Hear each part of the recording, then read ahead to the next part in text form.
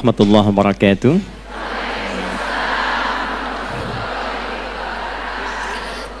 Alhamdulillahi rabbil alamin. Wassalatu wassalamu ala rasulina al-karim nabiyyina Muhammadin al-amin wa ala alihi wa sahbihi ajma'in. Wa ba'd. Faya ibadallah, ahbaballahi wa ahbaba rasulihi sallallahu alaihi wasallam, usi nafsi wa iyyakum bitaqwallahi faqad fazal muttaqun fala tamutunna illa wa antum muslimun.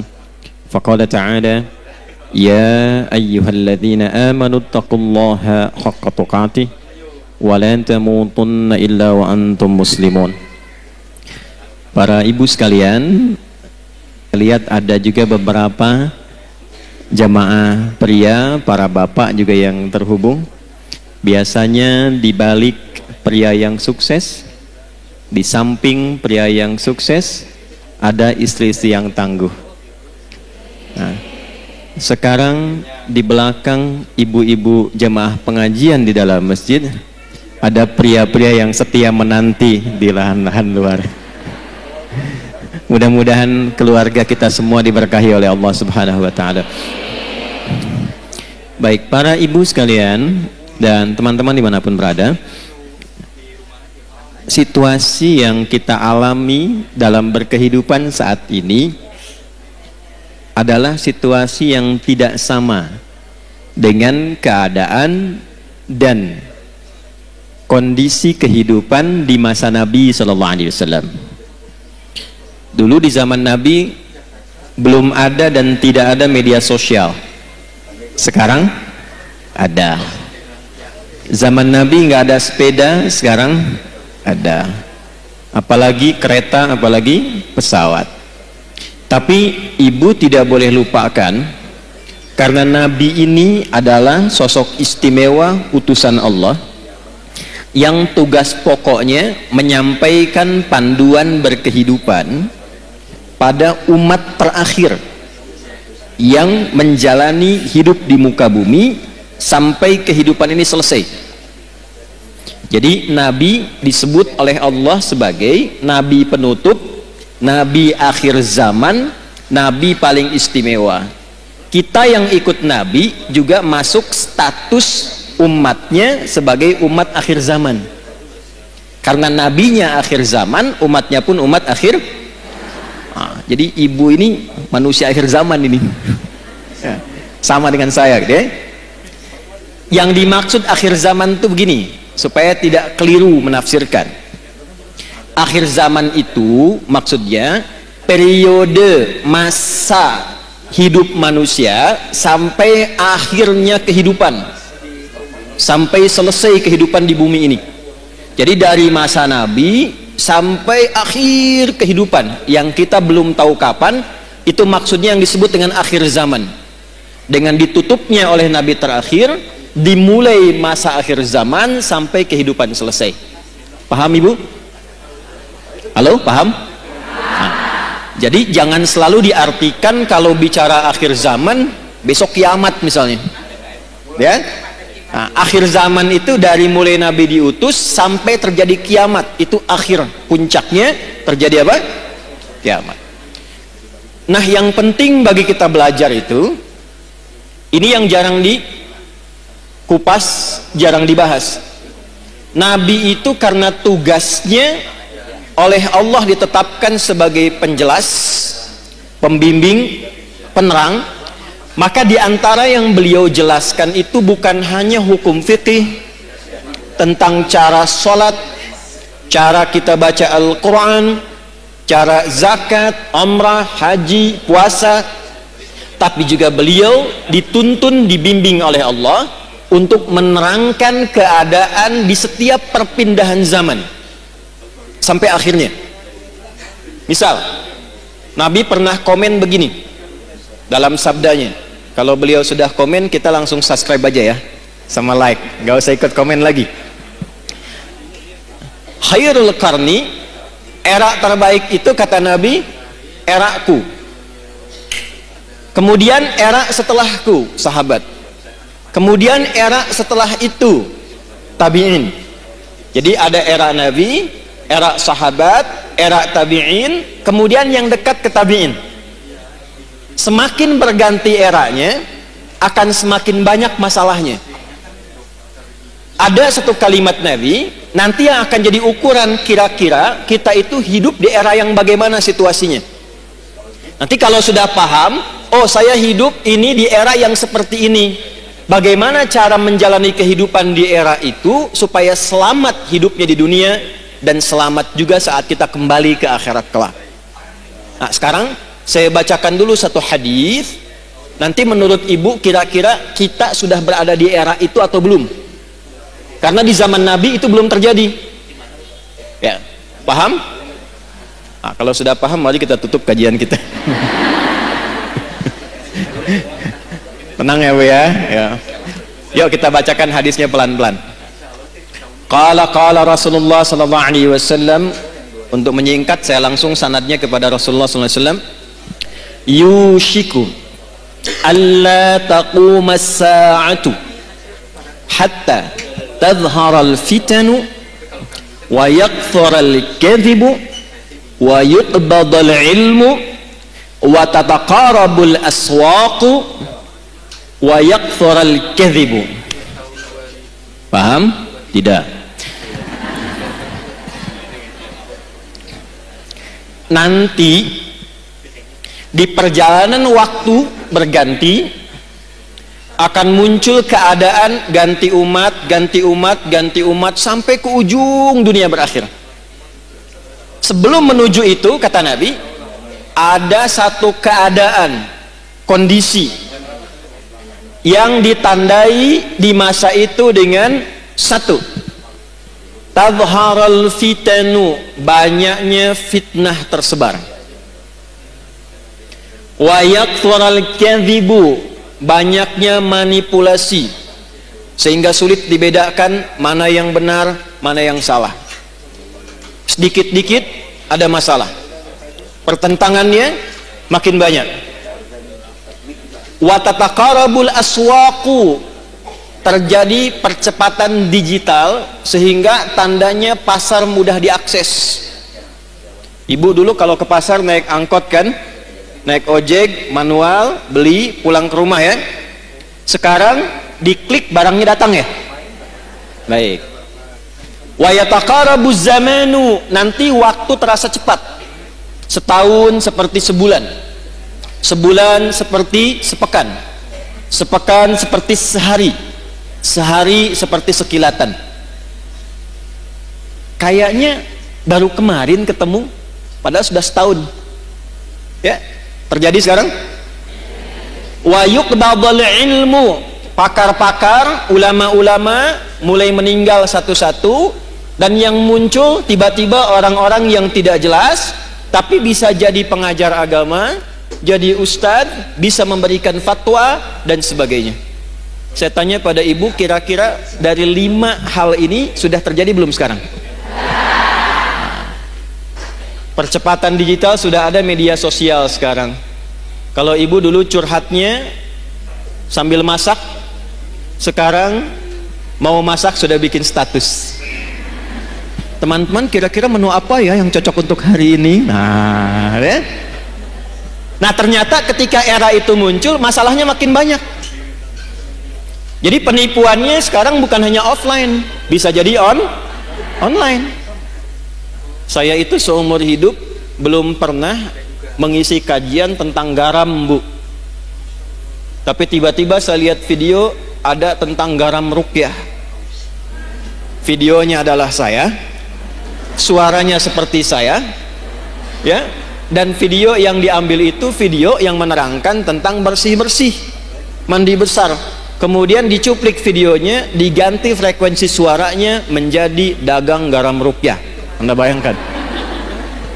Pernah lihat? Berarti sudah terjadi belum eranya?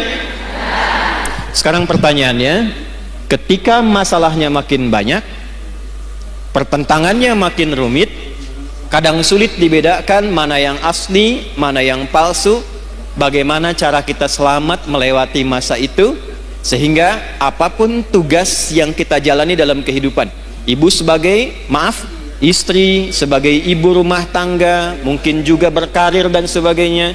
Bagaimana menjalani pekerjaan dengan selamat dan kembali kepada Allah dengan bahagia dan mendapatkan rahmat Allah Subhanahu wa taala. Jangan dulu amin, kita bahas dulu ya. Saya nggak akan tanya ibu kelihatan apa enggak ya.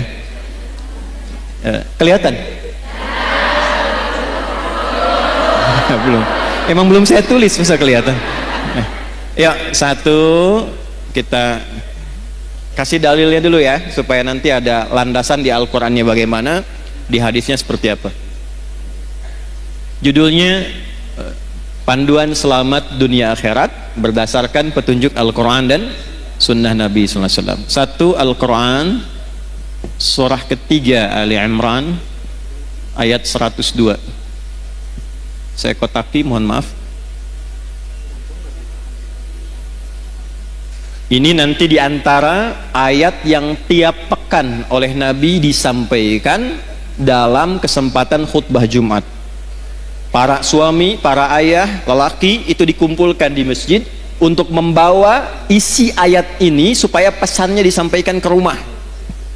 Jadi penting saya sampaikan pada para laki-laki yang Jumatan, ini bukan kalimat formal untuk membuka hanya sekedar khutbah, bukan. Tapi pesannya bawa ke rumah, jaga istrinya, jaga anaknya, jaga keluarganya dengan isi ayat ini. Dua, kita lanjutkan ke hadisnya. Turunan dari ini ditemukan di hadis riwayat Muslim, Imam Muslim, nomor hadis yang ke-8. Periwayatnya sahabat Umar bin Khattab radhiyallahu taala anhu. Dah? Ini punya cabang 5. 1, 2, 3, 4, 5.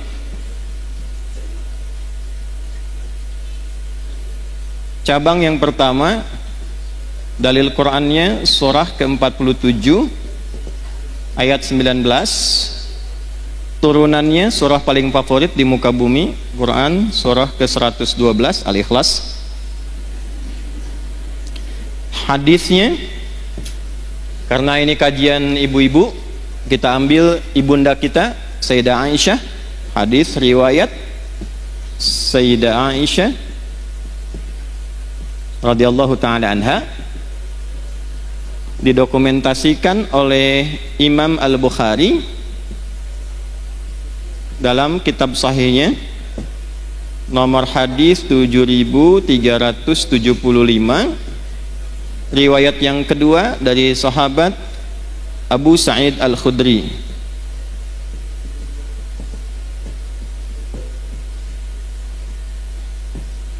Masih di Al-Bukhari. Ini sudah saya cek ya Bu ya, insyaallah betul. Nomor hadis 7374. Sudah? Ini kisi-kisinya, ada yang bawa mobil tadi, Kijang Toyota Sport yang lama, yang biru dongker, platnya 1427 MC. Nah itu ada tulisan di atasnya. Di atasnya itu nanti surat yang terkait dengan ini. Di depan ada mobil parkir tadi saya lewat. Nomor platnya 1427 MC itu di belakang.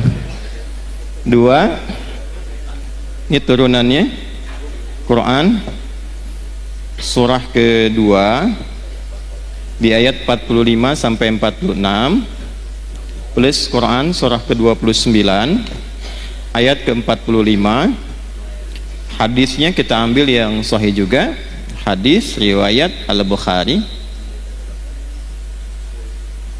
juga hadis riwayat Muslim, yang meriwayatkan sahabat Abu Hurairah.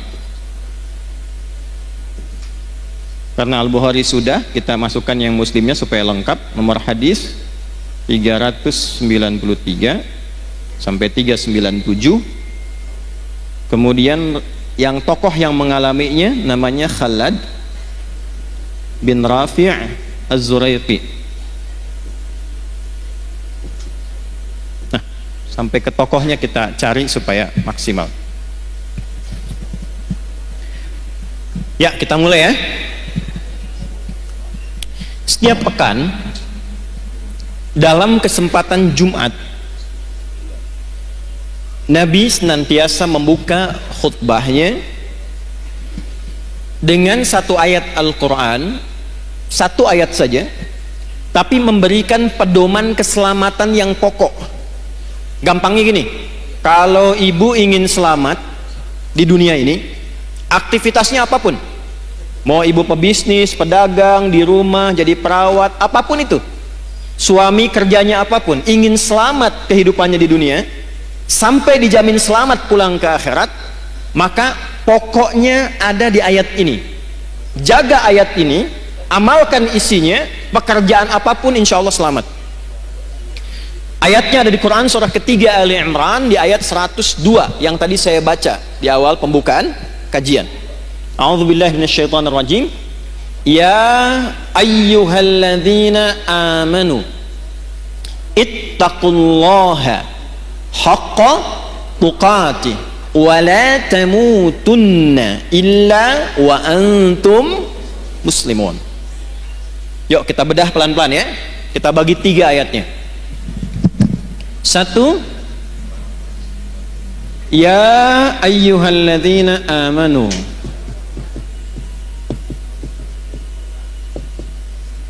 2, ittaqullaha haqqa tuqatih. 3, wala tamutunna illa wa antum muslimun. Ini mohon maaf saya tulis dengan khot saka ya.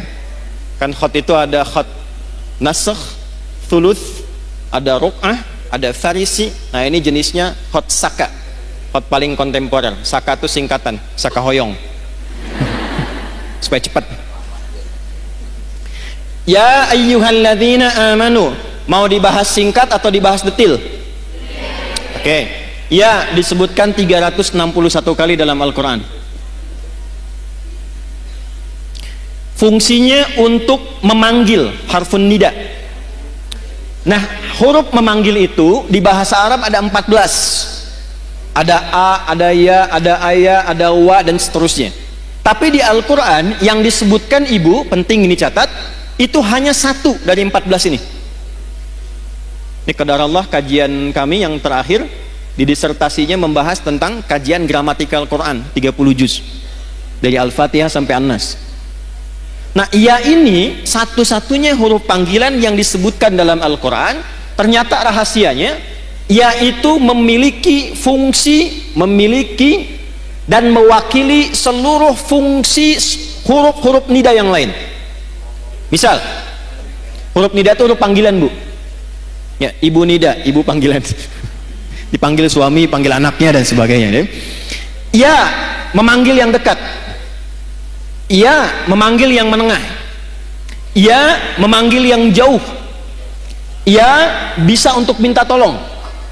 Ibu sedang tawaf, tiba-tiba misalnya ada kondisi tertentu, kejepit, terus minta tolong. Ibu tinggal panggil dengan 1 huruf. Ya, nengok semua tuh. Ya, yang dekat, yang menengah, yang jauh. Nidaul qarib, nidaul mutawassit, nidaul ba'id. Pelan-pelan. Ayyuha disebutkan 150 kali dalam Al-Quran. Ayyunya namanya munada kalau di ilmu nahwu, berfungsi menguatkan hukum. Haknya namanya hak tanbih, berfungsi mengingatkan. Nanti sampai sini belum paham, kalau sudah kita terangkan jelas baru mengerti. Alladzina disebutkan 1080 kali dalam Al-Quran. Ini namanya konjungsi, kata sambung, isim mausul, tapi menunjuk pada objek, orangnya tanpa kecuali, siapapun. Mau laki-laki, mau perempuan, berapapun usianya, siapakah dia, besar, kecil, tua, muda, apakah dia diberikan kekuatan dengan kedudukan, harta melimpah, atau orang biasa, semua tanpa kecuali. Jadi kalau ada ayat Quran dibuka dengan kata alladzina amanu, artinya Allah tidak membedakan siapapun sepanjang dia merasa punya iman. Yuk kita terjemahkan dengan ilmu tadi. Ya ayyuhalladzina amanu, hei semua yang masih merasa punya iman dalam dirinya.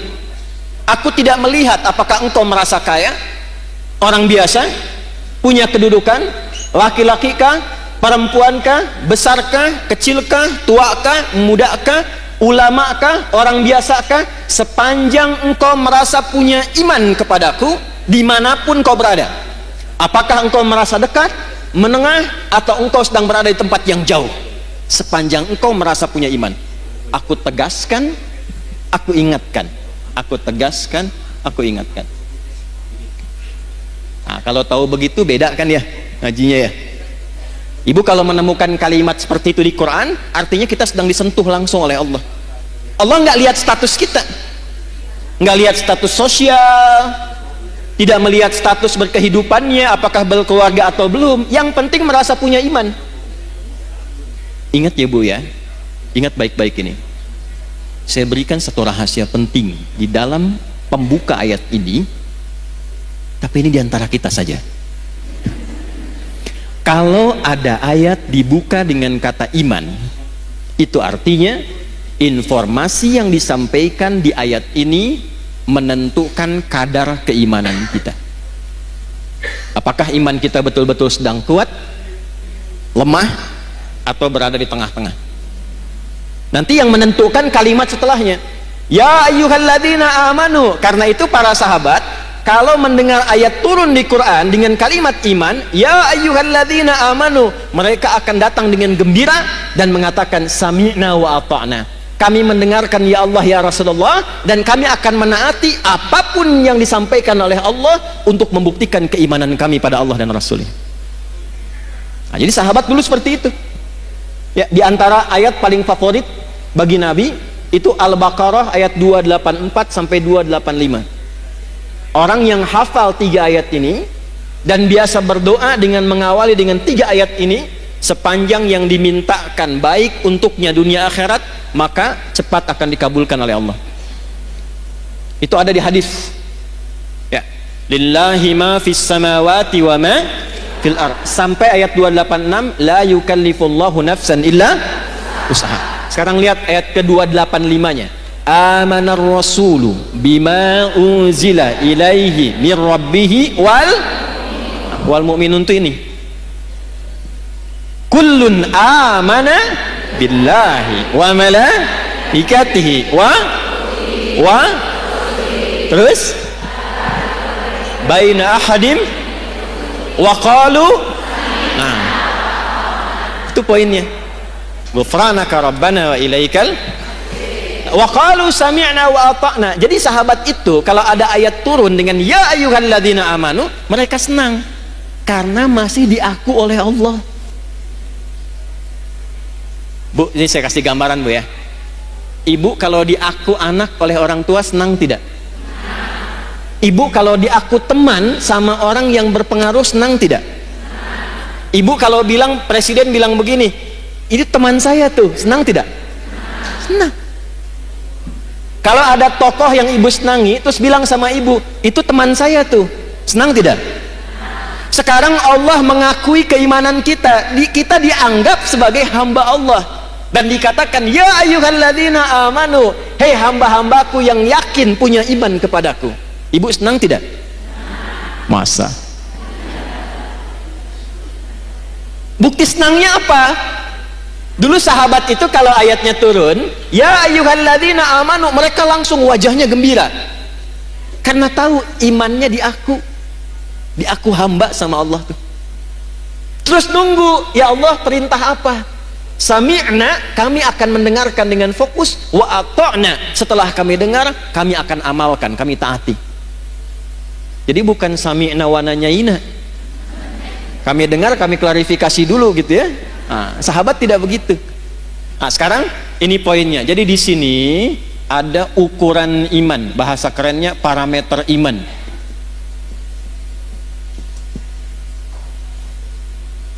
Rumus pertama, kita belajar rumus. Kalau ibu ingin mengukur keadaan imannya, ingin tahu nih, sedang kuat, biasa-biasa, atau sedang lemah, ibu keluarkan semua ayat di Quran yang ada kata iman di awalnya. Lalu lihat setelah itu informasinya. Kalau ibu sudah mengamalkan informasi itu dengan semangat, artinya imannya sedang kuat. Contoh, kalimat iman pertama di Al-Quran ada di Al-Baqarah ayat 3. Alladzina yu'minuna bil ghaib. Kalimat iman pertama. Setelah itu wa yuqimunas.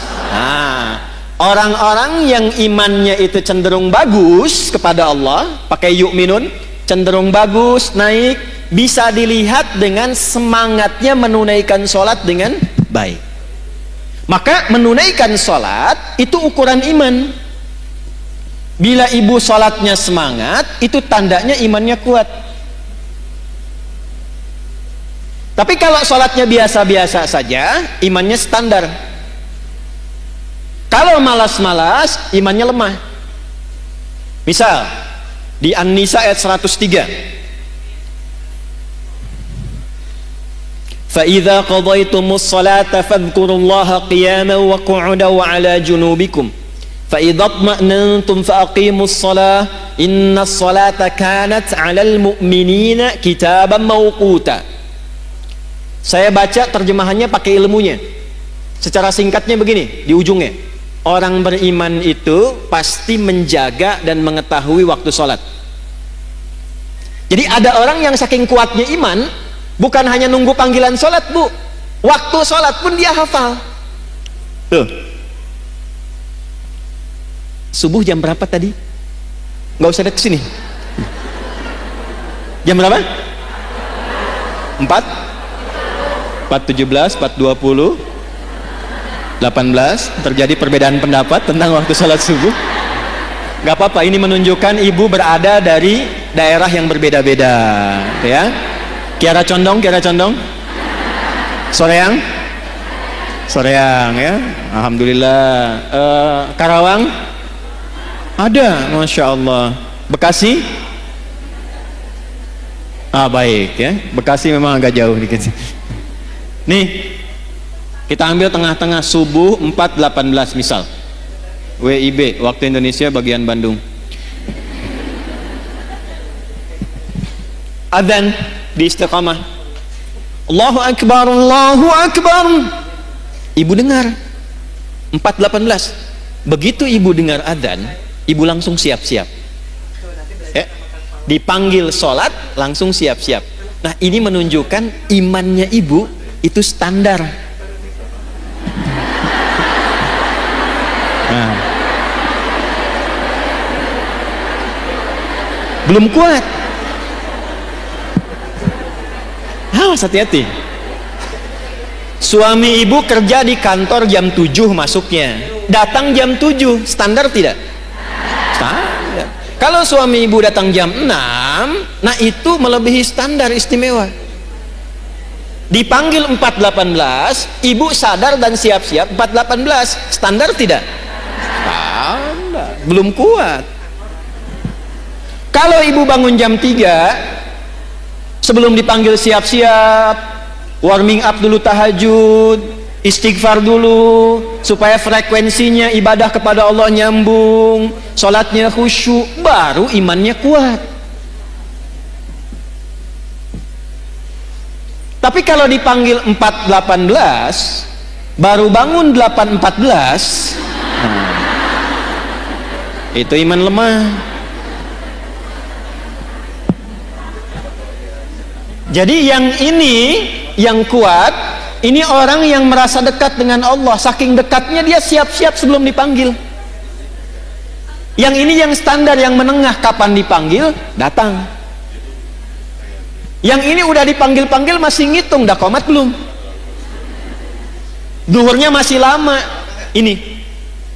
Sehingga merasa agak jauh jaraknya. Ya ayyuhalladzina amanu, ya-nya berfungsi. Hei, baik engkau yang merasa dekat denganku, yang biasa-biasa, ataupun yang merasa jauh dariku, sepanjang engkau masih merasa punya iman.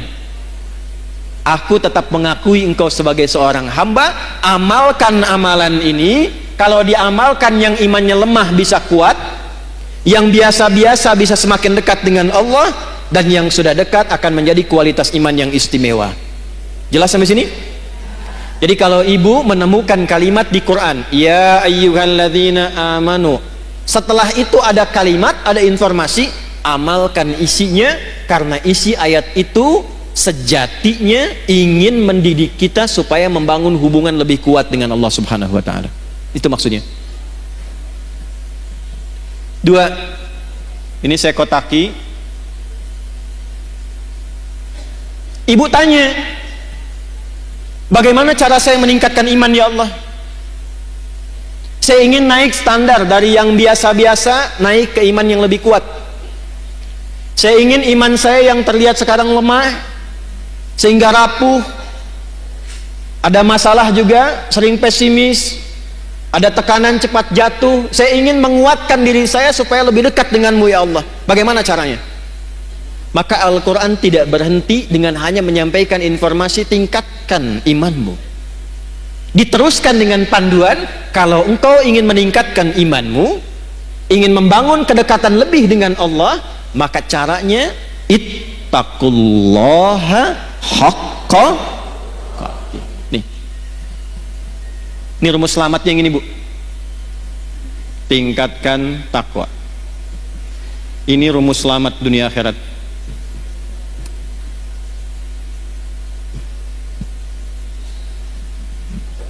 Ya, tahan ya, karena itu saya kotaki. Tingkatkan apa? Pelan-pelan. Jadi kalau ibu bertanya, apa rumus selamat dunia akhirat dalam Al-Quran dan hadis? Bahasa Qurannya sederhana, tingkatkan takwa secara serius dan benar. Tingkatkan takwa secara serius dan benar.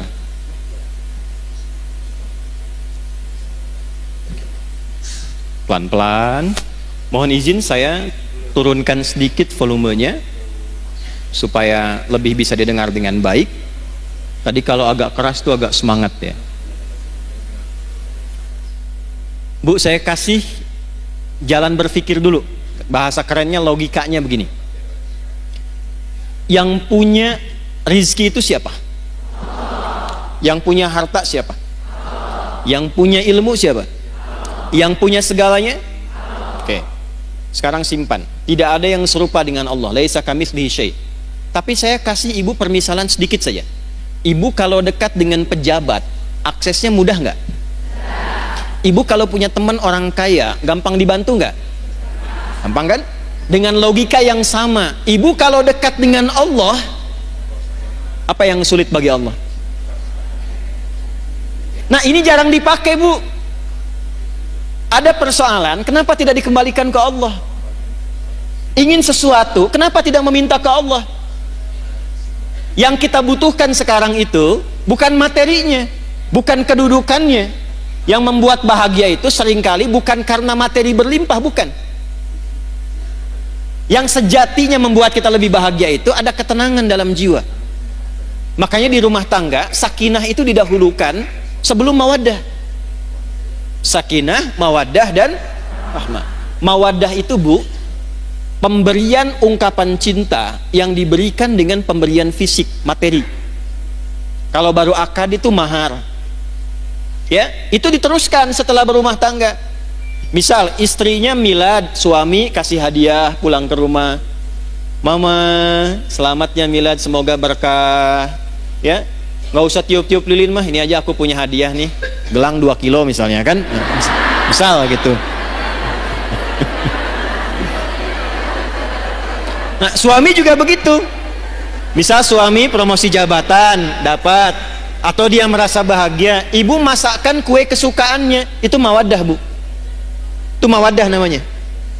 Jadi ada rasa cinta yang timbul karena berbagi hal materi, itu mawaddah. Tapi pertanyaannya, kenapa sakinah mendahului mawaddah? Karena sebanyak apapun harta dikumpulkan, kalau tidak ada ketenangan di rumah tangga, itu hampa kehidupannya. Saya kan sering tanya ibu kan, ini terakhir saya mau tanya lagi nih, ibu pilih mana? Kaya tapi gelisah atau miskin tapi tenang? Tidak ada pilihan ketiga, dua aja. Dua aja. Saya tahu, saya belum bilang pun lihat wajah ibu sudah paham, saya pasti cari yang ketiga. Kaya tapi gelisah atau miskin tapi tenang?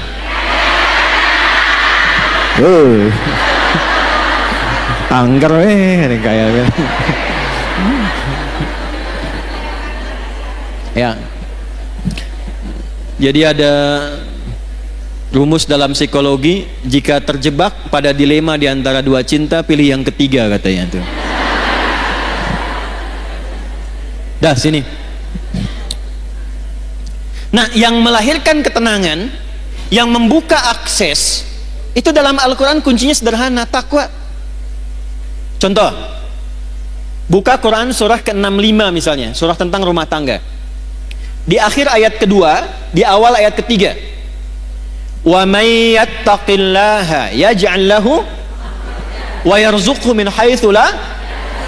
Siapapun yang ingin meningkatkan takwanya kepada Allah, pakai man itu sifatnya individu per orang. Jadi Allah nawarin gini bu, bukan ke banyak semua, tidak, ke setiap orang.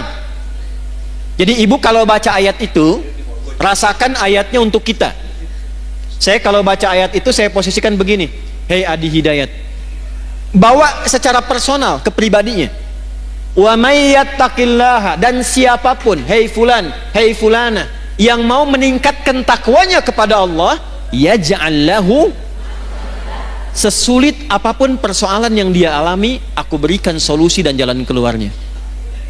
Jadi ada orang bu, ada orang yang dalam hidupnya seakan tidak pernah punya masalah.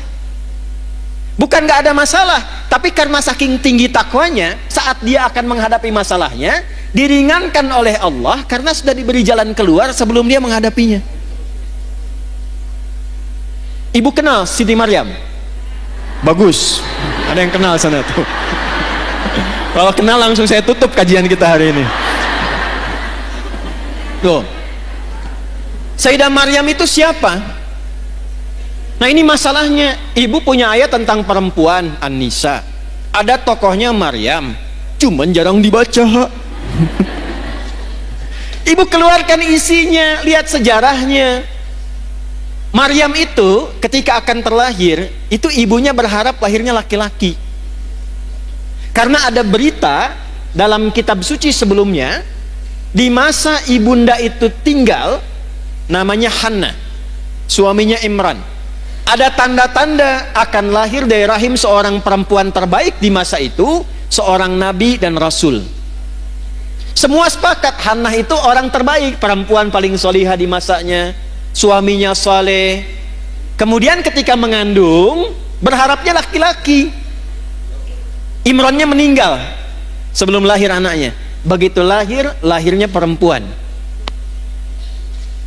Ibu pengen laki-laki, keluar tiba-tiba perempuan. Nah anak ini unik bu, nanti kalau dalam kajian lain fikih rumah tangga, kita akan bahas salah satunya hikmah tentang anak.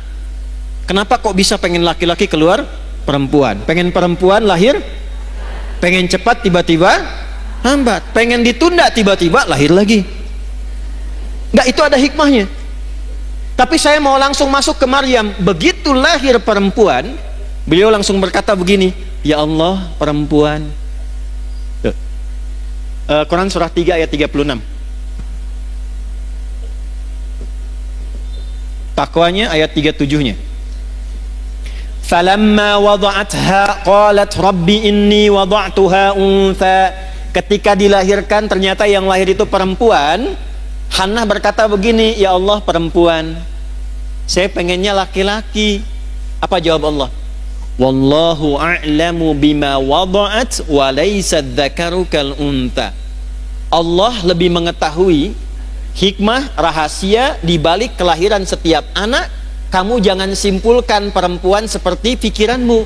Perempuan pun punya keistimewaan yang tidak dimiliki laki-laki. Coba ibu sepanjang berkehidupan pernah menemukan nggak keistimewaan yang dimaksud di ayat ini apa? Ibu tuh istimewa bu. Nanti Pak, pas pengajian bapak-bapak saya bahas yang laki-laki Pak, tenang. Enggak, saya katakan gini, ini ayat turun saat perempuan tuh direndahkan, Bu. Ya, direndahkan, dianggap bahkan tidak sempurna. Ada ibadah di satu keyakinan, kalau isinya masih perempuan belum bisa berlangsung. Ada disamakan dengan sosok yang sangat tidak baik dan sebagainya. Jadi saat perempuan direndahkan, Islam datang dengan ajaran mengangkat derajat perempuan dan mengatakan perempuan punya keistimewaan yang tidak dimiliki laki-laki. Lalu wa inni sammaituha Maryam, diberi namalah anak perempuan itu dengan nama apa? Maryam. Yang mau saya katakan bukan Maryamnya. Yang mau saya katakan, hal pertama yang dilakukan oleh ibunda Maryam, Hannah, itu melatih Maryam supaya membangun kedekatan lebih dengan Allah. Jadi yang diajarkan pertama kali, Bu, ya, yang disiapkan itu bukan bagaimana nanti bajunya, bagaimana popoknya, bagaimana seluruh fasilitas dunianya. Ya, kalau didapati kan era sekarang, walau tidak semuanya, kalau mau lahiran kan banyak disiapkan itu perlengkapan lahirannya kan. Pernah nggak terfikir ketika anak ini lahir, yang terfikir pertama bagaimana anak saya ini bisa dekat dengan Allah? Itu dulu. Bagaimana anak saya yang lahir kenal Allah, sehingga ketika dia dekat, hisab saya ringan di hadapan Allah, saya pulang. Itu poinnya. Berapa di antara ibu muslimah yang ketika mengandung dan melahirkan memiliki cara berpikir seperti ini? Ketika lahir, yang dia pikirkan bagaimana anak saya bisa kenal dengan Allah. Sekarang ibu lihat apa yang terjadi. Ketika anak ini didekatkan dengan Allah bahkan sejak dalam kandungan. Ayat 35-nya itu sudah didekatkan dengan Allah, Bu, dalam kandungannya. Idh qalat imra'atu Imran rabbi inni nadhartu laka ma fi batni muharraran fataqabbal minni. Ketika istrinya Imran memberikan inspirasi kepada perempuan-perempuan di muka bumi, para muslimah. Ketika beliau mengandung, beliau dekatkan anaknya dengan Allah dan mengatakan, ya Allah, saya bernazar ketika dia lahir, anak ini akan saya dekatkan denganmu. Maka di era Nabi dicontohkan dari kandungan, sudah berdoa, turun Quran surah 7 ayat 189. Dalam kandungan suami istri mulai berdoa, suaminya cari yang halal, istrinya banyak sholat, banyak baca Quran. Jadi ketika lahir itu sudah ada bekal-bekal awal supaya kenal Allah. Maka apa yang terjadi? Begitu anaknya lahir, wa inni sammaituha Maryam, diberi nama sesuai harapannya. Nama itu penting, Bu. Misal ibu pengen punya anak yang ahli Quran, ibu kasih nama misalnya, kalau ahlinya itu sampai paham, Ahmad Faqihul Quran misal. Di situ ada doa. Oh, saya pengen anak saya yang kedua dekat dengan Nabi. Ibu beri nama misalnya Amelia Habibatul Mustafa. Aku harapkan anak ini tumbuh jadi kekasihnya Nabi. Dicari ketika lahir, berikan nama sesuai dengan harapan yang ibu inginkan. Maryam di antara maknanya, di antaranya sosok yang menjaga diri, sehingga dengan penjagaan itu ia selalu dekat dengan Allah. Yang Allah senangi dikerjakan, kalau Allah nggak suka dia tinggalkan. Yang Allah inginkan dia ikuti, Allah nggak suka dia jauhi. Itu Maryam namanya. Maka ibu itu menyiapkan fasilitas untuk menempa anaknya supaya dekat dengan Allah. Maka dimintakan kepada pamannya yang seorang nabi namanya Zakaria untuk dibimbing anaknya. Dibuatkan tempat namanya mihrab. Di tempat itulah dididik anak itu supaya meningkatkan takwa kepada Allah. Ibu lihat apa yang terjadi. Sebelum anak itu membutuhkannya, Allah sudah kirimkan seluruh kebutuhannya. Fataqabbalaha rabbuha biqabulin hasani wa ambataha nabatan hasana. Perhatikan, ini poinnya. Kalau ada seorang ibu, ayah, suami istri, dia menyiapkan anaknya supaya dekat dengan Allah sejak dini, maka Allah yang akan merawatnya sampai dia tumbuh berkembang. Merawat itu maksudnya memperhatikan dia, menjaga dia, mengalirkan kebutuhan dengan baik. Wa kafalaha Zakaria, tapi tetap mesti ada ikhtiar. Jangan ibu biarkan dari awal, ya Allah, saya sudah bacain dia Yasin, Al-Kahfi, Baqarahan, Anisaan, sekarang terserah engkau ya Allah. Nggak bisa begitu. Cari sekolah yang baik, cari orang baik untuk ngajar, ustadzah, ustadznya cari. Nanti dengan ikhtiar itu turunlah rizki dari Allah. Wa kafalaha Zakaria, perhatikan. Kullama dakhala 'alaiha Zakaria al-mihraba wajada 'indaha rizqa. Setiap Nabi Zakaria ingin memberikan kebutuhan Maryam, mau ngantarkan makanan, ngantarkan bebuahan, ngantarkan pakaian, sudah ada di mihrabnya Maryam, Bu.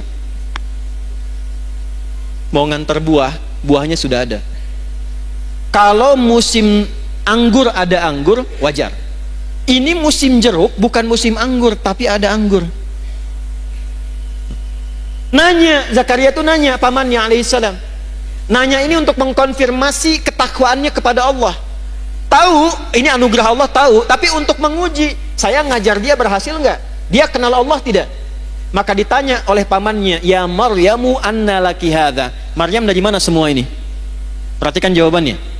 Anak yang dikenalkan dengan Allah sejak dini, maka yang keluar di lisannya kalimat-kalimat yang menyucikan Allah. Subhanallah, alhamdulillah, Allahu akbar. Maka apa yang keluar di lisan Maryam? Qalat huwa min indillah. Paman, semua ini anugerah Allah. Innallaha yarzuqu may yasha bighairi hisab. Allah akan mengalirkan rizki pada hamba yang dikehendakinya tanpa batasan. Siapa hamba yang dikehendaki di sini? Yang meningkatkan takwa. Ini.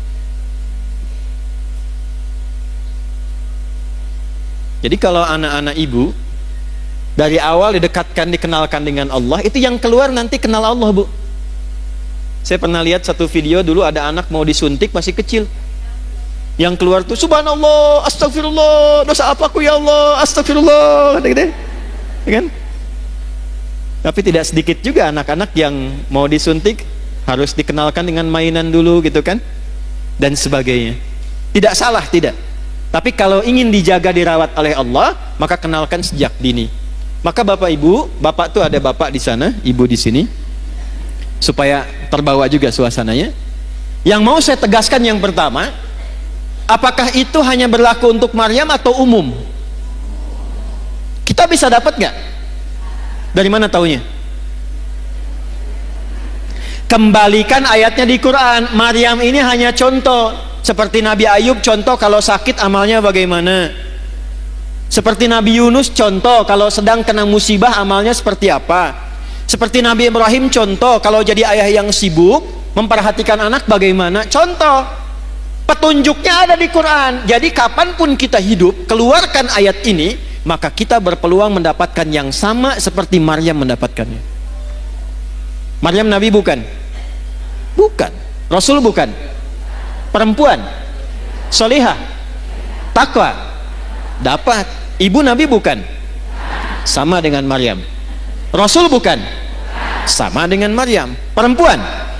Sama dengan Maryam. Ibu sama solehnya dengan Maryam. Itu yang beda. Nah, tinggal ini yang ditingkatkan. Maka ayatnya balik lagi ke surat ke-65. Wa may yattaqillaha yaj'al lahu. Bukan hanya Maryam, siapapun. Dulu ada Maryam, sekarang misalnya ada Iis, ya, ada Ina, ada Eti, ya, ada Ici, ada macam-macam lah, silahkan gitu kan. Ada Siti, ada macam-macam. Silahkan siapapun namanya, karena kalimat Qurannya nawarkan umum untuk personal. Man, kamu mau tingkatkan takwa, aku berikan hal yang serupa. Bu, tolong catat ini ya. Tidak ada orang hidup tidak punya masalah, itu nggak ada. Nggak ada. Saya ulangi ya. Tidak ada orang hidup yang tidak punya masalah. Masalah itu Allah kirimkan bukan ingin membuat kehidupan kita bermasalah, bukan. Tapi ingin meningkatkan kualitas kehidupan kita agar lebih baik dari sebelumnya. Karena kalau tidak diuji, Bu, kemampuan kita tidak keluar. Anak-anak ibu yang sekolah itu, ada ujian nggak? Kalau nggak ada ujian, itu ibu nggak akan tahu anak ibu tuh benar nggak belajarnya. Ilmunya dapat enggak? Untuk menguji bahwa dia sudah dapat ilmu, punya kemampuan baru, mesti ada ujian. Nanti kalau sudah pintar, naik kelas dia menghadapi masalah yang baru. Dengan logika yang sama, hidup juga begitu.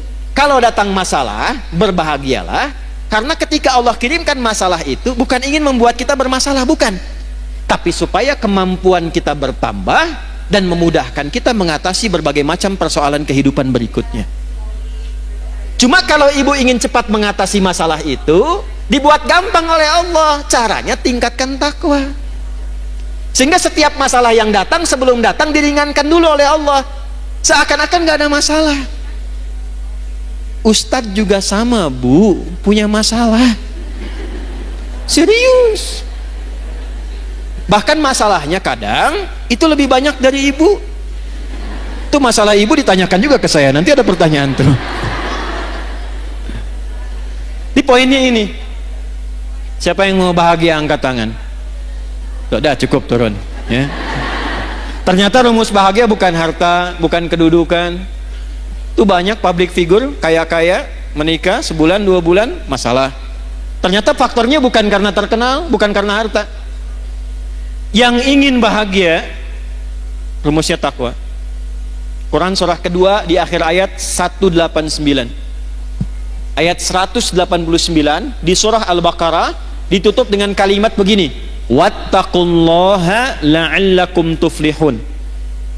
Jika engkau ingin bahagia, maka tingkatkan takwamu kepada Allah. Bertakwalah kepada Allah, maka hidupmu cenderung bahagia. Siapa yang ingin pintar, ya kan? Yang kepintarannya berkali lipat, ternyata rumusnya takwa. Ditemukan di mana? Di Quran surah kedua Al-Baqarah di akhir ayat 282.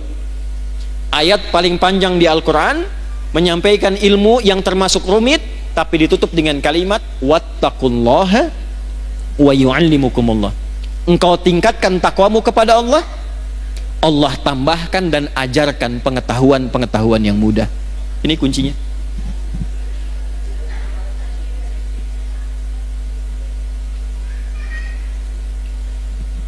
Jadi kalau ingin selamat, ingin nyaman hidup di dunia, sampai nyaman kembali ke akhirat, nyaman, enak, tenang, baik, tuh bahasa Arabnya hasanah.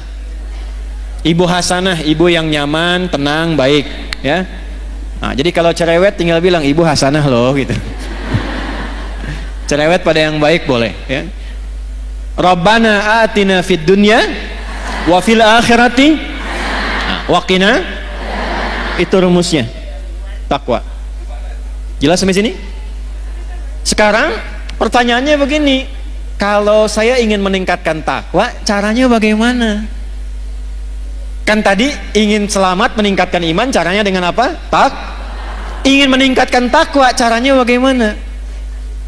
Maka Al-Quran langsung memberikan petunjuk. Udah, nggak usah banyak-banyak, nggak usah pusing-pusing, fokus pada yang 5 ini saja.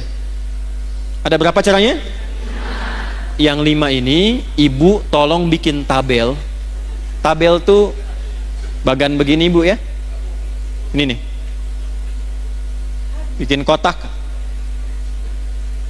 Terus sama ibu di sini kasih nomor, Bu.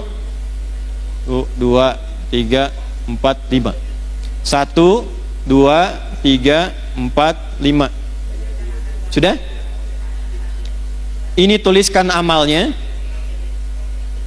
nomor, amal, ini checklistnya.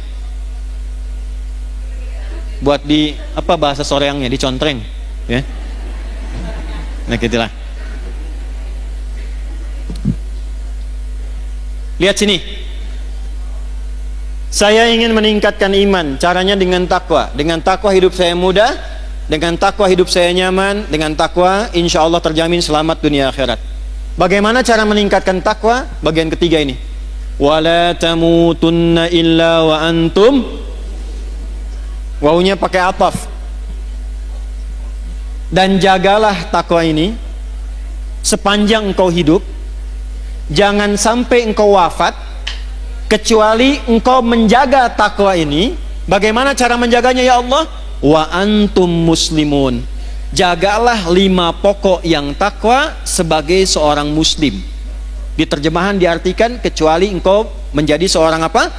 Muslim. Muslim itu artinya orang yang mengamalkan Islam. Saya ulangi, Muslim itu artinya orang yang mengamalkan apa? Ibu senang bahasa Arab gak? Kenapa pelan suaranya? Kalau enggak, jawab aja. Enggak, gitu. Enggak apa-apa, Bu. Enggak harus pelan-pelan. Ya, jawab, Bu ya. Jawab. Kecuali kalau akad nikah diam bisa. Ya, kalau ibu dilamar, anak ibu misalnya ya, dilamar, diam. Itu harus pastikan, Bu. Diam itu tanda setuju. Kalau tidak setuju, jawab. Karena kaidah usul fikihnya mengatakan begini, as-sukutu alamatu heeh. Diam itu tanda setuju. Ya. Nah, kalau pertanyaan begini disampaikan, nah kita tinggal gambarkan saja kecenderungannya kemana untuk diulas. Ibu senang bahasa Arab gak? Gini, kalau ada 4 huruf, misal Islam, maka kalau kita mau bentuk jadi orang, tinggal tambah mu depannya sebelum akhirnya i. Islam orangnya muslim, iman orangnya mukmin, ikhlas orangnya mukhlis, ihsan orangnya rumusnya MUI, MUI, Islam MUI, muslim, iman mukmin, ihsan baik, ikhlas. Jelas ya? Tapi kalau katanya begini, O atau A tinggal tambah ah di ujungnya, tak. Misal laki-laki mau jadiin perempuan, tinggal tambahkan tak ah di ujungnya. Muslim perempuannya, nah, mukmin, nah, soim, nah.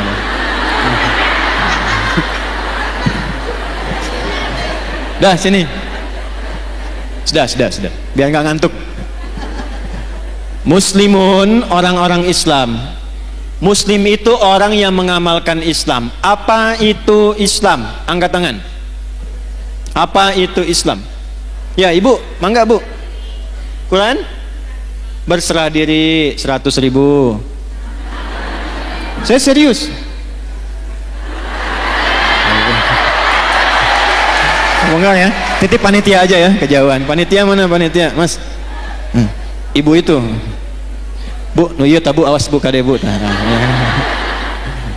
Ayo mau tambah, saya naikkan 500.000. Islam itu takwa, baik, kurang. Ya ibu. Ya. Salat, zakat, puasa, haji, baru 4. Syahadat 1 juta ya, 1 juta. Nah, Mas yang itu ya, ibu itu ya. Nanti belakangan ya bu ya. Apa nggak jadi? Baik. Nah sekarang saya naikkan. Tahu dari mana ibu jawabannya itu? Udah cukup. Ini udah saya tulis nih. Hadis Muslim nomor hadis yang ke-8, riwayat Umar bin Khattab. Udah tahan sini, lihat sini. Fokus. Ya Allah, saya ingin meningkatkan takwa, caranya bagaimana? Kata Allah, kamu jadi orang Islam yang baik. Amalkan ajaran Islam, jaga sampai meninggal.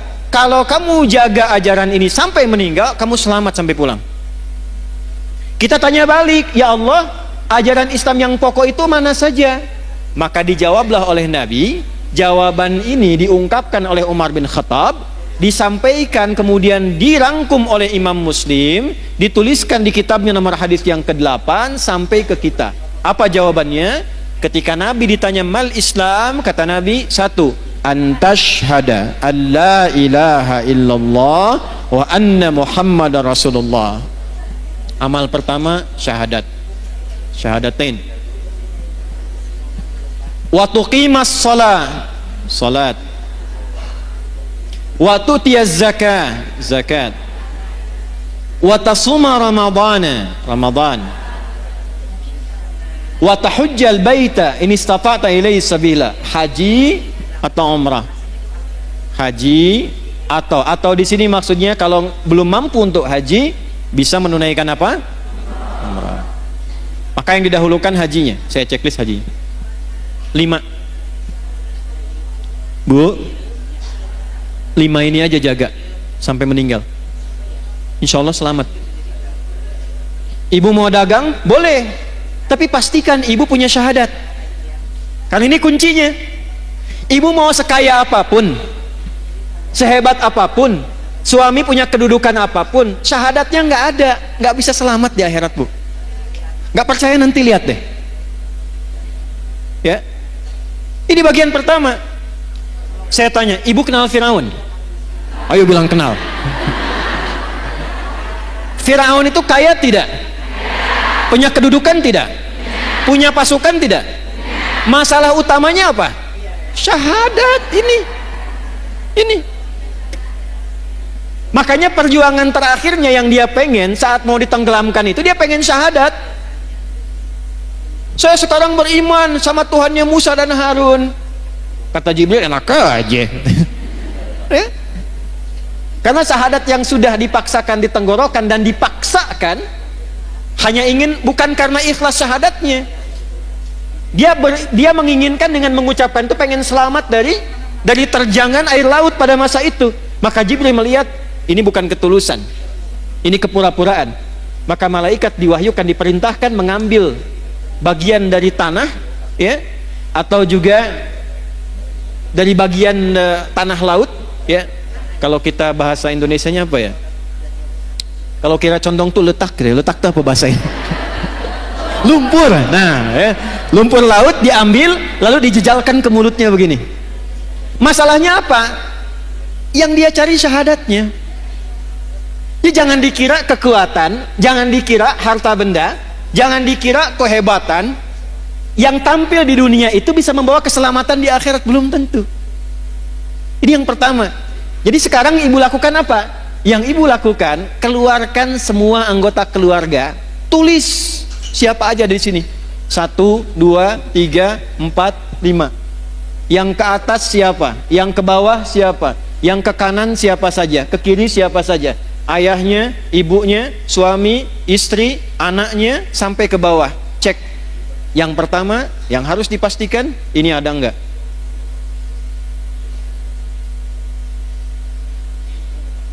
Gimana syahadatnya suami? Istri bagaimana? Ibu? Anak-anaknya? Keluarganya? Ini nomor 1, letakkan urutan pertama. Buka Quran surah 52 ayat 21, At-Tur. Quran surah 52 ayat 21. Saya tanya ibu dulu sebentar. Ibu mau ketemu anaknya lagi nggak di akhirat? Mau kumpul nggak dengan keluarganya? Dengan suaminya? Kenapa pelan? Lihat sini. Ternyata yang pertama ditampilkan Quran itu bukan bekal harta, bukan kedudukan. Jadi kalau ibu punya suami, punya anak, punya kedudukan, punya harta banyak, itu tidak menjamin mengumpulkan kembali di akhirat. Walladzina amanu, iman dulu. Wattaba'athum dzurriyyatuhum biimanin alhaqna bihim dzurriyyatahum. Dan para orang tua yang punya iman diikuti oleh anak cucunya, sekeluarga, kerabatnya, semua beriman, kami akan kumpulkan kembali, kata Allah. Aku kumpulkan kembali satu keluarga itu di taman surga semuanya. Wa ma alatnahum min amalihim min syai'. Dan tidak akan aku sia-siakan amal mereka untuk menguatkan iman itu. Jadi kalau ibu ajarkan anak dari kecil supaya kenal Allah, itu ditulis, Bu, diperintahkan malaikat tulis tuh. Kadang-kadang mesti menjewer anak supaya dekat dengan Allah, itu ada bekas. Di hari hisab, di antara tanda yang Allah perintahkan pada malaikat cari pada diri anak, ada nggak bekas pendidikan orang tua kepada anaknya supaya anak kenal Allah? Tuh. Pernah nggak ada begitu? Begitu anak ingin menjauh dari Allah, susah diingatkan. Ibu belai misalnya begini, nak, itu bekas belayannya itu nanti akan jadi tanda di yaumil hisab. Dulu saya kecil itu dijewer begini kalau ngumpet ngaji. Maghrib TV mati, Sembunyi dimanapun akan dicari. Saya pernah kecil ingin ngetes aja, dicari enggak. Saya sembunyi di bawah lemari asisten rumah tangga, saya masuk situ. Ternyata asisten rumah tangga diperintahkan oleh ibunda kami, cari Adi sampai ketemu. Harus ngaji di hadapan ibu. Kalau nekat dijewer. Dan saya baru tahu kenapa telinga ini penting dijewer. Ternyata di sini ada bagian sensitivitas dari saraf yang bisa menggerakkan juga ya bagian dari dalam diri manusia itu untuk menstimulus kepintarannya muncul. Tapi bukan berarti pulang dari sini ibu jewer semua anak, bukan. Saya mau katakan kenapa orang tua dulu kalau mendidik anak kadang suka dijewer gitu. Ya, ternyata itu ada bukti ilmiahnya sekarang. Jangan potong videonya ya, awas nih. Sekarang suka ada kontainer potong-potong video. Kontainer tuh yang suka bikin konten, ya. Udah, sini udah ya. Jadi Islam tuh sampai mengatur begitu, Bu. Ya, jangan sampai awas mendidik dengan cara menyakiti. Makanya saya suka koreksi terjemahan-terjemahan itu. Anak usia 7 tahun, ajari dia sholat. Kalau 10 tahun dia belum mau sholat, maka apa? Tuh, kan? Bu main pukul aja. Terjemahnya bukan begitu. Idrib itu artinya memberikan contoh sampai mengerti. Dari kata doroba, doroba itu artinya memberi contoh. Innallaha la yastahyi ayyadriba mathalan ma ba'udatan fama fau. Ngasih contoh. Maksudnya apa? Anak sudah 10 tahun malas sholat, ibu berikan contoh kepada dia supaya dia mengerti tentang pentingnya sholat. Hukumannya berupa contoh. Contohnya apa? Uang jajannya jangan kasih dulu, TV-nya yang kesukaan dia matikan dulu, sampai dia ngerti akses menuju itu mesti sholat. Kalau dia tanya kenapa sih mesti sholat, nah sholat itu mendekatkan kita dengan Allah. Ini loh Allah yang ngasih mama TV itu Allah, yang ngirim uang ke mamah itu dari Allah, yang ngasih kita kenyamanan hidup itu Allah. Cara terima kasih kita sama Allah sholat. Kamu dikasih sama paman uang, kamu ucapkan terima kasih. Kita dikasih sama Allah berupa banyak kenikmatan, ini cara terima kasihnya sholat. Itu caranya sampai dia mengerti, tidak harus memukul. Kalau di Arab budayanya memang begitu, tapi bukan menyakiti. Kadang tepak begini gitu. Itu contohnya, paham? Satu, Bu. Bagaimana cara menjaga syahadat? Maka cabangnya ini, Quran surah 47 ayat 19. Fa'lam annahu la ilaha. Fa'lam, maka cepatlah belajar, mesti punya ilmu. Jadi syahadat pun ada apa? Ada ilmu. Izin ya, Bu ya. Syahadatnya checklist dulu. Tapi kalau ibu checklist, menjaganya juga nggak mudah kalau tanpa ilmu. Karena akan tiba masanya syahadat itu mudah ditukar. Ada bencana bawa sembako, syahadat ditukar dengan sembako. Ada yang ditukar dengan biskuit. Anak ibu hati-hati yang perempuan-perempuan. Tiba eranya tidak mudah. Datang orang, sekarang dengan kalimat aja bisa hilang syahadat, Bu. Aku mencintaimu asal engkau mau ikut denganku. Bahaya. Terjadi sekarang. Maka butuh ilmu untuk menguatkan syahadat itu. Karena itu kuncinya. Kata Nabi, Miftahul Jannah, kunci surganya itu terletak pada syahadatnya. Jelas? Ilmunya ada di mana? Nih, gak usah tinggi-tinggi Bu bahasnya ya. Apalagi mohon maaf sekali, saya sering perhatikan orang awam banyak berdebat di masalah pembahasan akidah yang tidak ada manfaat untuk dirinya. Yang penting itu membuat kita kenal Allah cukup.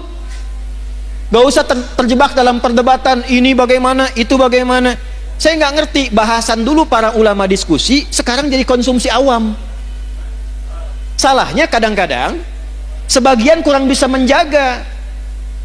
Di antara yang ceramah itu membahas pokok-pokok yang harusnya nggak disampaikan kepada awam. Itu kalangan diskusi di kalangan para ulama.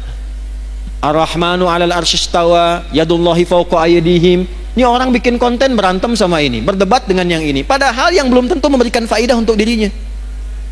orang tua kita ngajarkan dari dulu, wallahu a'lamu bimuradi. Bagi orang awam cukup kenal Allah, cukup paham tentang bagaimana kita menyembah Allah, jaga itu sampai meninggal, selesai. Makanya ketika Nabi mengajarkan menjaga tauhid pada orang-orang awam, pada sahabat-sahabat beliau yang awam, itu diajarinya simpel, Bu. Cuma diajarkan surat Al-Ikhlas. Satu di antara 3 surat kul yang jadi favorit umat akhir zaman. Kul huwallahu ahad, kul a'udzu birabbil falaq, kul a'udzu birabbin.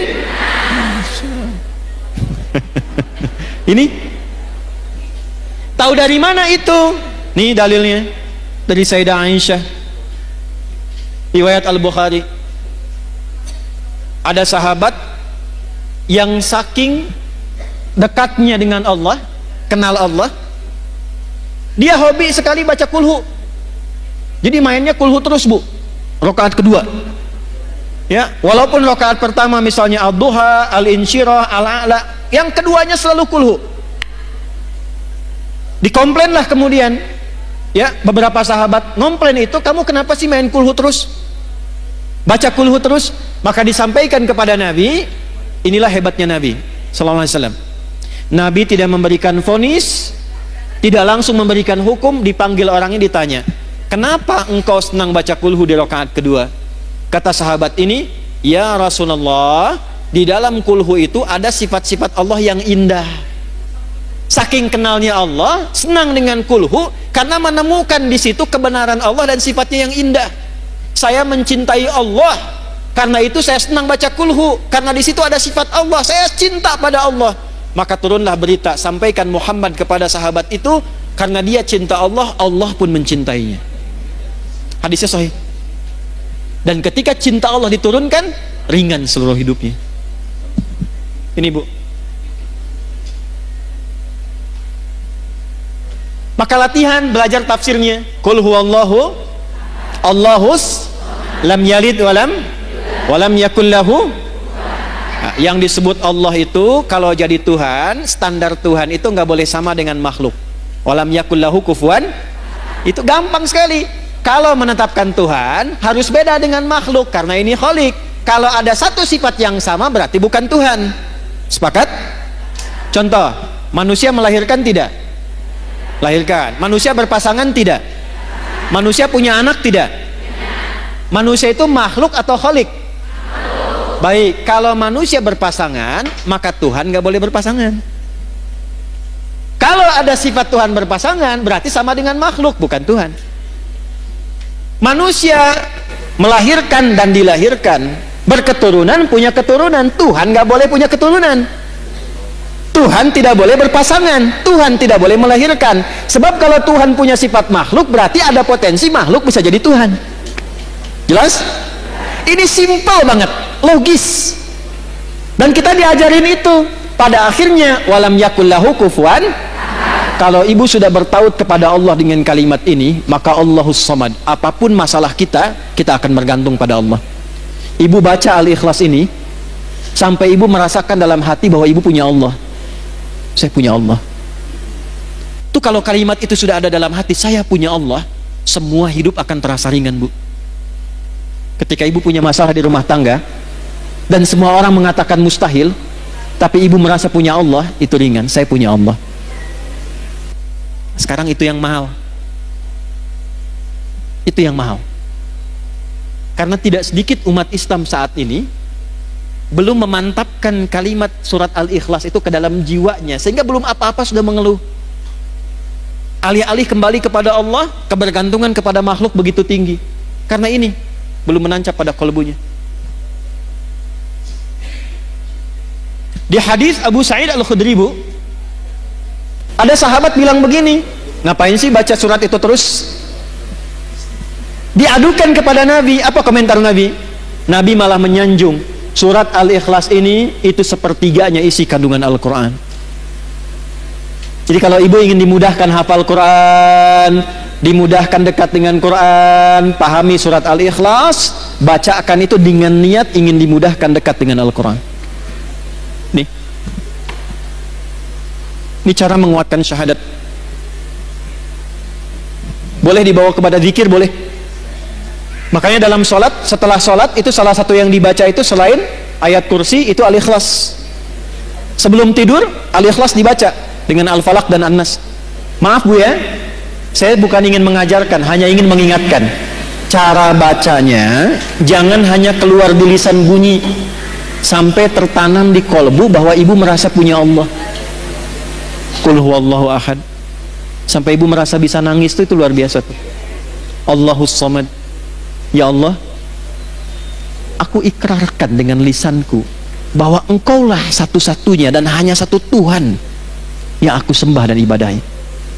Allahus samad. Ya Allah, aku punya masalah dalam kehidupan, tapi aku punya keyakinan ketika aku gantungkan semua persoalan ini solusinya kepadamu, engkau yang akan ringankan seluruh masalahku.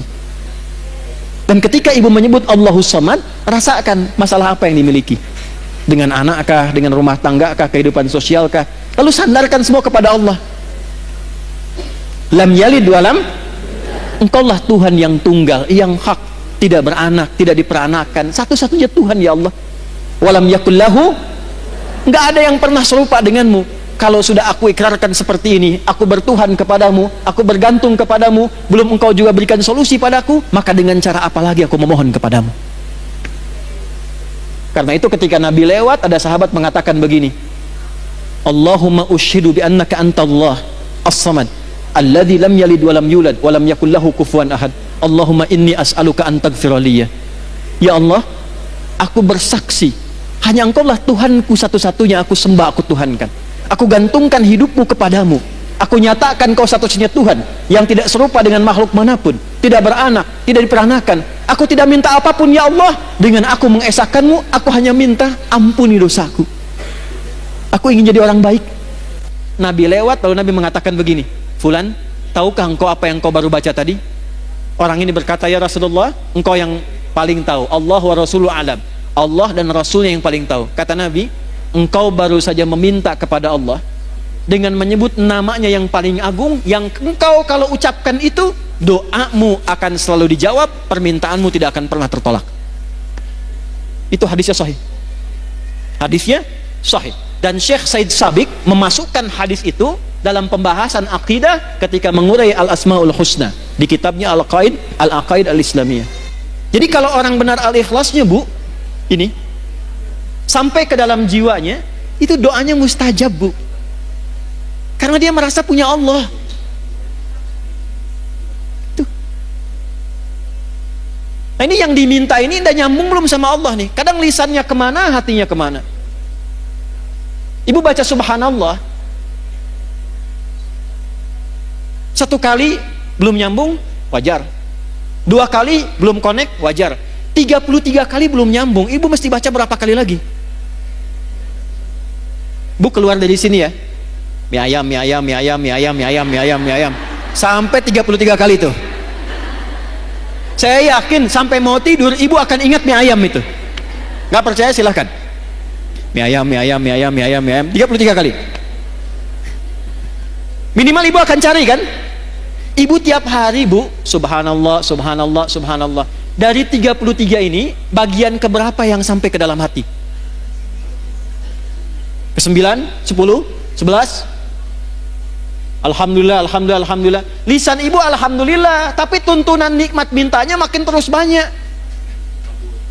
Sudah dikasih sepeda, minta motor. Dikasih motor, minta mobil lagi. Padahal baru alhamdulillah, sepeda saja belum pernah dibawa menunaikan sholat 5 waktu di masjid. Seringnya sepedaan, kadang dibawa sampai ke pulau lain, sepedaan dengan teman yang lain, belum pernah diantarkan jadi saksi di akhirat bahwa dia pernah mengantar orang ini sholat di masjid, pernah ikut pengajian, dan itu akan dihisab. Sepeda belum dipakai ibadah, sudah minta motor. Motor belum dipakai ibadah, sudah minta mobil. Kadang Allah tahan, bukan gak pengen ngasih. Fulan, pakai dulu ibadah supaya hisabmu ringan. Kan kamu baru bilang alhamdulillah tadi. Itu. Allahu Akbar. 33 kali, kali 5 tuh 165 dalam sehari. Allahu Akbar, Allahu Akbar, Allahu Akbar. Tapi masih kalah juga. Allahu Akbar, Allahu Akbar. Ayo cek ke masjid, ayo. Diskon, kewe sekedap. Nomor 2. Ini saya tanya serius nih. Ibu kalau ada pas sinetron Korea yang paling ibu senangi, pas waktunya adzan, ibu tunda dulu sinetronnya untuk sholat, atau ibu tahan dulu tetap nonton nanti sholatnya nomor 2? Ya, alhamdulillah. Checklist ya. Lihat sini. Ini materi itu sebetulnya sederhana, Bu. Cuman kedalamannya ini yang jarang diungkap. Maksud saya, checklist ini syahadaten formal iya, sampai ke dalam jiwa cek sudah belum? Latihan tiap hari. Nyambung lagi, cara melatih supaya ketika syahadat saya merasa punya Allah itu bagaimana? Lakukan seperti Nabi bimbing kita. Karena itu ada bagian keduanya. Wa asyhadu anna Muhammadan. Tanya ke Nabi, ya Rasulullah, gimana cara melatih syahadat? Wa tuqimas shalah. Jaga dalam sholat. Karena itu dalam sholat kita bersyahadat. Waktu tasyahud syahadat tidak? Sholat dibuka dengan kalimat apa? Ya, kalimatnya apa? Allah. Waktu ibu mengucapkan Allahu Akbar, sudah kenal Allah belum? Tuh. Nih saya cek ya. Kalau sudah takbir baca apa? Iftitahnya bacaannya apa? Allahu Akbar kabira walhamdulillah wa subhanallahi bukratan. Kemudian baik. Selain yang wajah tuh ada lagi yang baca yang lain? Allahumma ba'id baini wa baina kama ba'adta bainal. Stop, saya kasih 2 contoh ini. Pernah nggak mencari bagaimana Nabi pernah mengamalkan doa iftitah itu setelah takbir? Ibu pernah belajar dan dengar tentang sahabat Abu Bakar kan? Baru takbir, itu saking merasanya punya Allah, itu langsung menangis bergetar, baru takbir. Sahabat Ali bin Abi Thalib baru adzan sudah bergetar, belum sholat, saking merasa punya Allah. Doa yang Allahumma ba'id itu ada di Al-Bukhari, Sahih Al-Bukhari. Riwayatnya oleh sahabat Abu Hurairah. Biasanya dibaca dalam kesempatan sholat siang. Subuh, zuhur, asar, sholat siang. Yang wajah tuh ada di Sunan Abu Daud. Biasa diamalkan oleh Nabi pada malam hari. Sanadnya nanti tersambung melalui Imam Ali bin Abi Thalib radhiyallahu ta'ala anhu. Jadi kalau yang Allahumma ba'id dari Abu Hurairah, yang wajah itu dari sahabat Ali bin Abi. Pertanyaannya, kenapa yang wajah itu sering dibaca malam, sementara Allahumma ba'id sering dibaca siang? Walaupun boleh baca wajah itu, subuh boleh, siang boleh, nggak dilarang. Ada 12 doa iftitah, Bu. Boleh-boleh saja, sah. Tapi yang mau saya katakan, kenapa sering dibacanya di waktu itu? Perhatikan caranya. Alhamdulillah. Ketika tangan diangkat, buang urusan dunia ke belakang. Kalau pengen khusyuk sholatnya, pasrahkan urusan kita kepada Allah, jadikan Allah yang maha agung, yang lain gak penting, buang urusan dunia ke belakang. Kenapa sholat jarang khusyuk? Karena ketika takbir dunianya masih dibawa. Allahu Akbar, oh diskon ini sekian, ini jemuran belum diangkat, ini masuk, buang ke belakang, pasrahkan kepada Allah. Enggak, ini ada kitabnya ya. Ada beberapa kitab, kita simpulkan saja dengan cepat karena waktunya tinggal 5 menit. Lihat sini. Allahu Akbar, angkat tanganmu sejajar dengan pundakmu di sini, hadwa mankibaihi, atau sejajar daun telinga di sini, hadis An-Nasai. Tapi 2 makna ini artinya apa? Angkatlah tanganmu, pasrahkan dirimu kepada Allah. Sekarang sholat dibuka, hanya Allah yang maha agung, yang lain gak penting, semua buang ke belakang. Maka itu di Abu Daud dikatakan fakul, maka katakan Allahu Akbar. Saking pentingnya komitmen itu diucapkan dengan lisan. Di Islam itu, Bu, kalau ada ibadah yang membutuhkan kekuatan supaya hatinya mantap, itu lisannya dipandu berucap. Haji, umrah, itu kenapa sampai lisan mengatakan labaik Allahumma hajjad, labaik Allahumma umrah? Karena ini ibadah penting, hatinya mesti mantap, dibantu oleh lisan, ucapkan, ucapkan.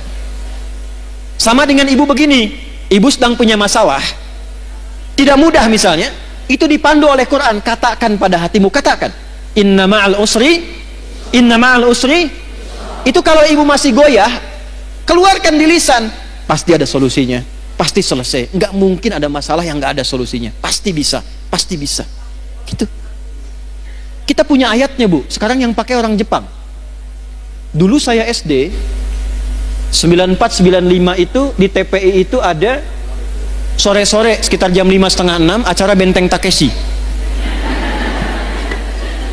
Reporternya kalau ada mau menaklukkan Benteng Takeshi dengan tank main-mainan, dia akan selalu motivasi mengatakan begini, kamu bisa, kamu bisa, kamu bisa. Sekarang itu dipakai di Korea, di anak-anak TK, itu kalau mau masuk dia mengatakan begini, harus lebih daripada Jepang, kita bisa, harus lebih daripada Jepang. Jadi kalau Jepang bikin ini, mereka bikin ini. Sekarang mereka dengan percaya diri tinggi maju.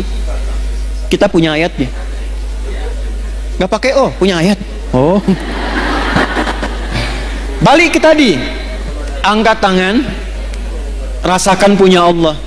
Nah, karena sahabat Abu Bakar ini merasa punya Allah, beliau ini merasa takut kalau sholat pun masih membawa salah. Makanya ketika siang, kenapa siang baca Allahumma ba'id? Saya tanya pada ibu, dibandingkan dengan malam dan siang, mana di antara dua waktu itu yang banyak kita beraktivitas, siang atau malam? Hukum mengatakan semakin banyak beraktivitas, semakin besar potensi salahnya. Lisan yang banyak bicara akan banyak berpotensi salah dibandingkan yang banyak diam. Mata yang banyak melihat akan mungkin banyak salah lihat dibandingkan dengan orang yang terpejam. Demikian seterusnya. Maka kenapa dalam siang itu sering dibaca Allahumma ba'id? Karena ibu perhatikan maknanya. Begitu takbir, tangan ditutup begini. Ini ada riwayatnya, Bu. Ada riwayatnya. Kalau saya ulas terlalu panjang, saya langsung ke iftitah saja. Allahumma ba'id baini wa baina khataaya. Ya kecil yang pendek itu penting sekali. Ya kecil yang pendek itu pengakuan. Khataaya jamak dari kata khati'ah, banyak salahnya. Ya-nya pengakuan. Terjemahnya begini. Ya Allah, aku merendahkan diriku di hadapanmu dalam sholat ini, dan aku mengakui dalam sholat ini pun aku banyak membawa kesalahan dalam hidupku, tapi aku pun meyakini bahwa engkau memiliki rahmat yang tidak terbatas. Ba'id baini wa baina khataaya kama ba'adta bainal masyriqi wal maghrib. Maka aku mohon dengan limpahan rahmatmu, jauhkan aku sejauh-jauhnya dengan kesalahan-kesalahan yang telah aku perbuat, ya Allah. Sebentang engkau jauhkan antara timur dengan barat yang tidak pernah bertemu. Maksudnya, aku tidak mau melihat kesalahanku lagi saat dihisab di hari kiamat nanti. Allahumma naqqini minal khataaya kama yunaqqa thawbul abyadu minad danas. Ya Allah, kalau kesalahanku ini seperti noda dalam baju, maka dengan rahmatmu jadikan aku bersih kembali dalam menunaikan sholat ini seperti noda dibersihkan dari pakaian. Allahumma ghsilni bil ma'i wa thalji wal barad. Ya Allah, sekotor apapun dosa yang aku bawa dari ujung kepala sampai ujung kaki, mohon hilangkan dengan sholat ini seperti pakaian yang dicuci dengan air yang sangat jernih dan dingin. Jadi ketika takbir baca Allahumma ba'id itu sambil dobat, sambil tobat, sambil ingat dosamu. Jadi begitu takbir Allahumma ba'id baini wa baina khataaya, ibu bayangkan saat sholat itu membawa salah apa sebelum sholat? Salah ucap kepada anak, salah sikap kepada suami, salah pikiran, salah tutur kepada kedua orang tua, bahkan sudah meninggal masih salah sangka. Gak nyangka ya ibu saya dulu begitu, nyangka. Orang yang bilang gak nyangka sedang nyangka. Maka ketika bertakbir mengucapkan tadi sambil tobat dia. Ini ada sejarahnya, Bu. Asalnya begini sholat itu, irsal. Makanya di mazhab Maliki masih begini. Kenapa kemudian setelah itu dituntun begini sedekap? Karena ada orang datang ke Nabi sebelum waktu sholat, ngaku punya kesalahan. Ya Rasul, saya berbuat salah begini tadi, saya nggak ingin dihukum di akhirat, pengen diselesaikan di dunia, hukum saya. Tibalah waktu sholat, kata Nabi, kita sholat dulu, nanti habis sholat kita selesaikan. Au kama qala. Begitu sholat, turunlah Quran surah 11 Hud ayat 114. Aqimis sholata tarafain nahar wa zulafan minal lail innal hasanati yudhibnas sayyi'at. Maka selesai salam, Nabi meninggalkan tempat sholat, dikejar oleh orang ini. Ya Rasul, tadi saya minta dihukum dulu, saya punya salah, saya nggak mau dihukum di akhirat. Kata Nabi, au kama qala, Allah sudah menurunkan satu ayat yang menghapuskan kesalahanmu tadi. Aqimis sholata, tunaikan sholat dengan benar. Tarafain nahar wa zulafam minal lail. Naharnya didahulukan di kedua sudut siang dan bagian waktu malam. Innal hasanati yudhibnas sayyiat. Kalau engkau kerjakan sholat dengan baik, maka sholat itu akan membimbing engkau menghilangkan keburukan-keburukanmu. Yang sering banyak kesalahan terjadi bukan karena faktor luar, tapi karena tak mampu mengendalikan nafsu yang ada dalam diri ini. Ini, di sini tempatnya. Ada orang lewat gak nyapa ibu, terus ibu simpulkan, sombong ya dia, iya ya. Padahal dulu saya yang bantu dia loh, katanya. Wah. Mungkin dia sedang buru-buru, Bu. Mungkin sedang ingin ke dokter, mungkin sedang sakit gigi. Cuman karena salah kesimpulan di sini, akhirnya yang terjadi salah persepsi, salah sangka, terjadilah kemudian hal yang tidak diinginkan. Maka apa yang terjadi? Ini yang salah. Biasanya yang kurang-kurang baik digambarkan dengan yang kiri. Ini bukan ngarang-ngarang ya. Ini ada ilmunya, ada kitabnya. Nadharat fi ma'ani shalah, asrarus shalah. Di antara kitab-kitab yang menuliskan tentang makna dalam gerakan dan bacaan sholat. Kenapa kiri didahulukan begini? Ingin menunjukkan pesan begini. Yang pertama, sumber keburukan manusia itu ada di sini. Kalau salah menjaga, seringkali berbuat salah digambarkan dengan yang kiri. Kalau engkau pernah berbuat salah, tutupi dengan kebaikan tangan kananmu dan jaga kehadiran hatimu ini supaya engkau jadi orang baik untuk selamanya. Makanya ketika ibu bertakbir dalam sholat, Allahu Akbar, tangan ini komitmen bahwa ibu akan berubah jadi orang baik karena merasa punya Allah. Itulah kalau malam kenapa yang dibaca wajah tuh ya, bahkan ditambahkan dulu dengan doa pembuka Allahu Akbar kabira itu, Bu, satu di antara 12 doa iftitah. Ditambahkan wajah tuh, itu gabungan dua doa. Yang satu menghadirkan Allah dulu supaya merasa punya Allah, Allahu Akbar kabira, alhamdulillahi katsira, wa subhanallahi bukratan wa asila. Tertanamlah rasa punya Allah dalam hati dengan kalimat itu, baru dibaca wajjahtu wajhiya lilladzi fataras samawati wal ard hanifan muslima wa ma ana minal musyrikin inna salati wa nusuki wa mahyaya wa mamati lillahi rabbil la syarika lah wa bidzalika umirtu wa ana awwalul muslimin. Perhatikan kalimatnya. Ya Allah, di keheningan malam ini aku pasrahkan diriku sepenuhnya padamu. Engkaulah Tuhanku. Kalau aku selama ini sholat, selama ini ibadah, aku selama ini hidup, perhatikan, atau engkau wafatkan aku di detik ini ya Allah, hamba pasrah. Lillahi rabbil alamin, hanya untukmu saja penguasa segala alam. Tapi bila engkau beri kesempatan aku hidup setelah sholat ini, aku ingin berjanji menjadi pribadi yang lebih baik dan tidak akan pernah musyrik selama hidup. Jadi wajah itu perjanjian kita kepada Allah dengan komitmen mengatakan, ya Allah, aku merasa punya Tuhan, engkaulah Tuhanku, karena aku bertuhan kepadamu, aku berjanji akan jadi orang baik dan menyiapkan bekal sebelum pulang kepadamu. Pernah nggak ada rasa itu sebelum kita sholat? Itu yang saya maksudkan checklist. Pentingnya ngaji itu. Jadi nggak usah bahas yang tinggi-tinggi yang nggak kita butuhkan dalam tanda petik. Ini aja dulu supaya selamat. Anak udah sholat belum? Sekolahnya bagus, bangunannya bagus, modern, bayarannya mahal, trennya bagus, tapi nggak bisa sholat. Coret, Bu. Untuk apa? Ibu yang ngandung dia, ibu yang melahirkan berjuang dengan kematian, ibu yang memberikan ASI, ibu yang dihisab.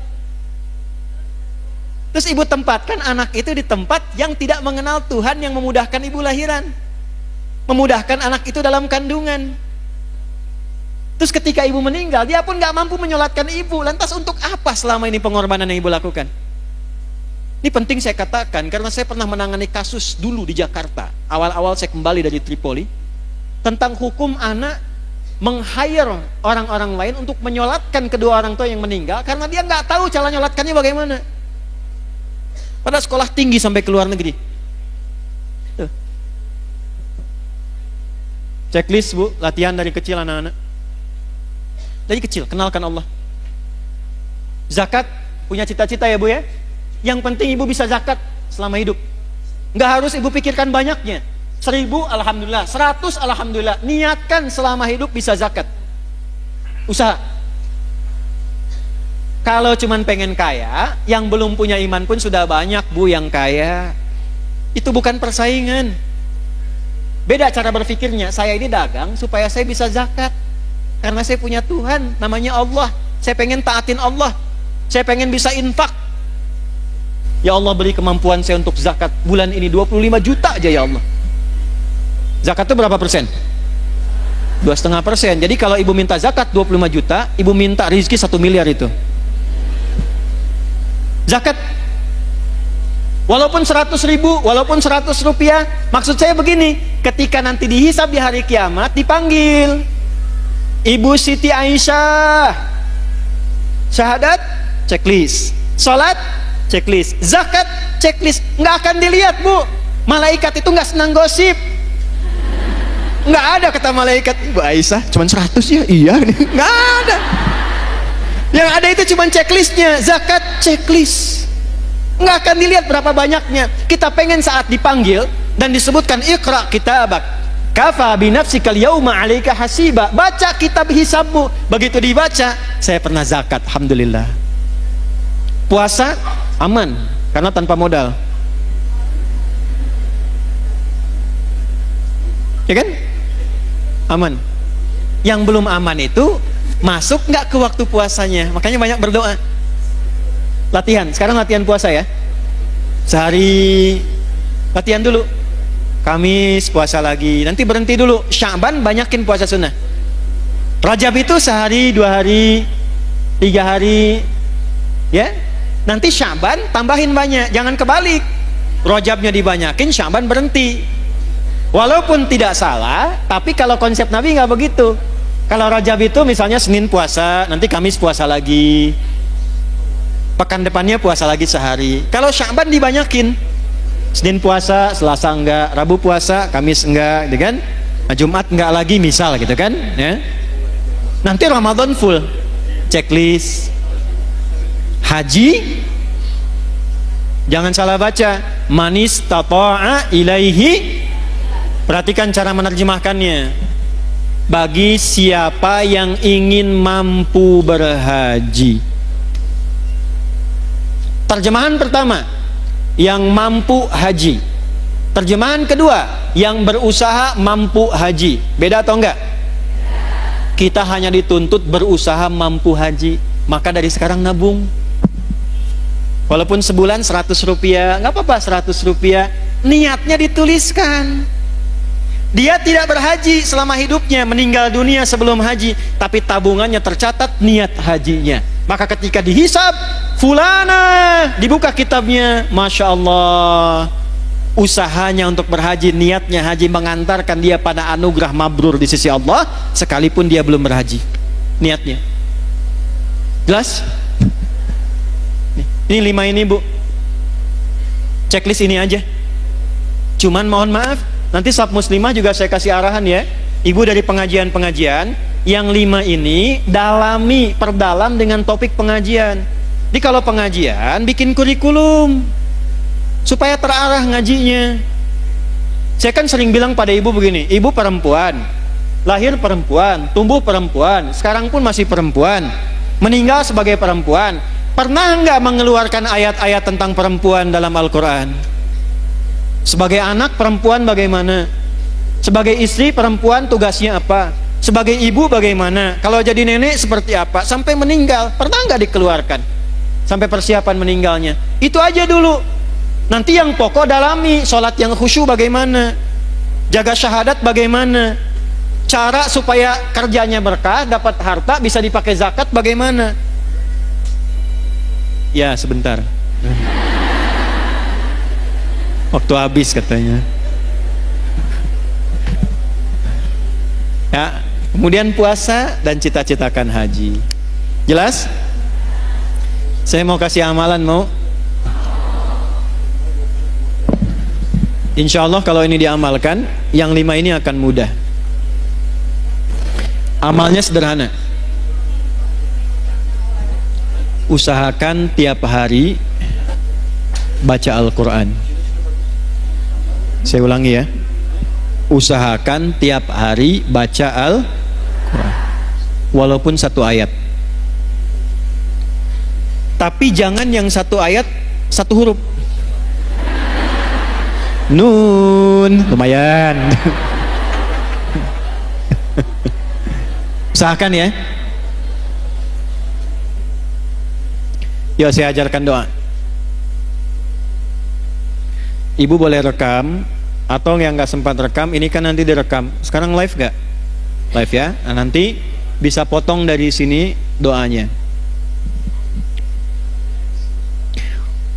Boleh diikuti juga. Allahumma ja'alni. Ulangi. Allahumma ja'alni ahlal Qur'anil Karim waj'alil Qur'ana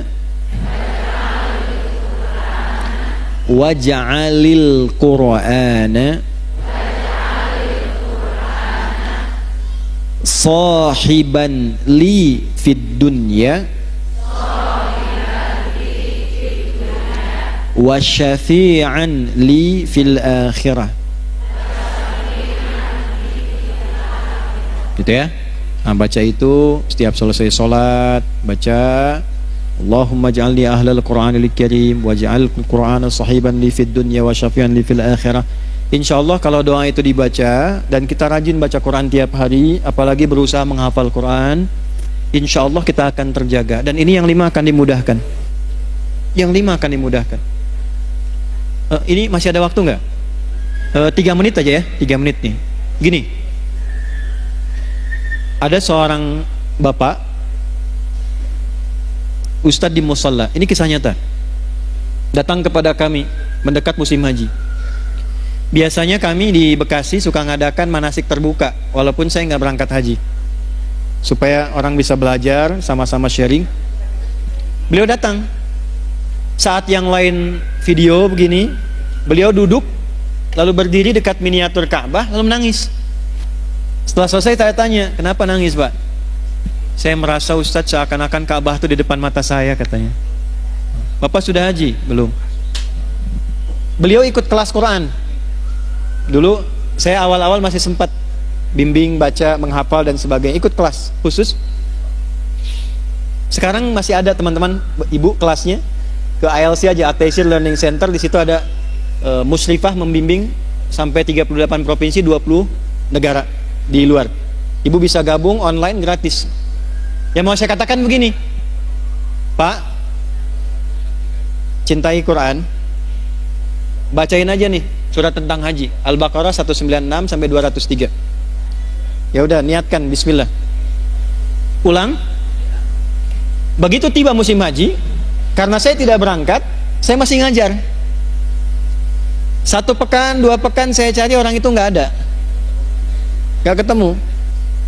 Setelah selesai musim haji, pengajian berjalan lagi, tiba-tiba beliau datang. Wajahnya cerah, gembira, kan rambutnya sudah botak, cukur. Saya tanya, akhi antum kemana aja kemarin nggak ketemu? Afwan Ustaz, anak belum sempat izin, anak kemarin haji katanya. Saya bilang, gimana kok bisa? Jadi waktu saya kembali, saya ngimamin di musola, yang saya baca tuh dari maghrib ke subuh, kan kalau zuhur sama asar sir kan, maghrib, isya, subuh, saya baca itu aja, Al-Baqarah 196 sampai ayat 203. Tiba-tiba ada seorang datang kepada saya pada maghrib nanya, Ustadz, dari kemarin Ustadz bacanya ayat ini terus, katanya kan, kenapa? Ini ayat tentang haji Pak, katanya. Oh, Ustadz udah pernah haji? Belum. Kalau gitu haji dengan saya tahun ini, wahna plus ya. Maka berangkatlah kemudian beliau saat itu. Saya bilang, udah, hari ini saya ngisi materi, antum aja cerita di depan jemaah, nanti kita kupas ayat itu. Itulah Quran. Quran itu kalau sudah kita cintai, semua ayatnya petunjuk kehidupan kita yang mendekatkan kita dengan Allah. Kalau sudah dekat dengan Allah, apa aja dibuka Bu, sepanjang itu baik untuk dunia dan akhirat kita. Jadi saya simpulkan, kunci selamat di dunia itu tingkatkan takwa, kunci selamat di akhirat tingkatkan takwa, cara meningkatkan takwa, jaga rukun Islam dengan baik dan benar. Mulai sekarang, sholatnya yang serius bu, dan sholatnya yang benar. Jangan asal takbir, jangan asal sujud. Pahami sehingga ibu menikmati sujud, menikmati ruku, menikmati dalam berdoa, menikmati i'tidal. Kalau ibu sudah merasakan nikmat, rasanya yang panjang pun sebentar. Kita cuma dapat informasi Nabi rakaat pertama kakinya bengkak, tapi nggak merasakan bagaimana Nabi merasakan nikmat sholat sampai kakinya bengkak. Kita hanya merasakan sejarah cerita bahwa ada seorang sahabat sampai ketusuk duri, sakit, dicabutnya saat sedang sholat. Saking nikmatnya sholat, durinya nggak kerasa ketika dicabut. Dari selama kita sholat, berapa yang kita nikmati? Itu dulu saya jaga.